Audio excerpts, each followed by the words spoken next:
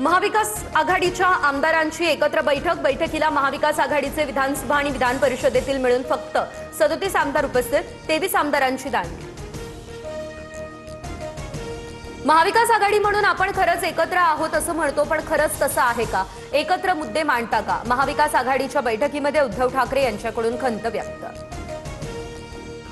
राज्यभरात मुसळधार पावसाचा धुमाकूळ, परभणीच्या जिंतूरसह जळगावच्या मुक्ताईनगरमध्ये ढगफुटी सदृश्य पाऊस, लातूर, हिंगोली, जालना, रत्नागिरीमध्ये, छत्रपती संभाजीनगरमध्ये नदी नाले प्रवाहित, अमरावती शहरामध्ये दुकानांसह रुग्णालयामध्ये पाणी शिरलं। मुंबई आणि उपनगरामध्ये पावसाची संततधार सुरू, पहिल्याच पावसामध्ये मुंबई तुंबली, कुर्ला, किंग्स सर्कल, सायन, साकीनाका परिसरातील रस्ते जलमय, अनेक भागात गुडघावर पाणी, वाहन चालकांची मात्र तारांबळ। जोरदार पावसामुळे दादर, ठाणे, वसई, विरारमध्ये अनेक भागात झाडांची पडझड, वाहनांचं मोठं नुकसान, विक्रोळीमध्ये संरक्षक भिंत कोसळली, सुदैवानं कुठली जीवितहानी नाही। महाराष्ट्रात पावसाचा जोर आणखी वाढण्याची शक्यता, मुंबईसह पालघरला रेड तर रायगड, सिंधुदुर्ग, साताऱ्याला येलो अलर्ट, पुणे, पालघर, जळगाव, नाशिक, अहिल्यानगर या ठिकाणी विजांच्या कडकडाटासह वादळी पावसाचा इशारा।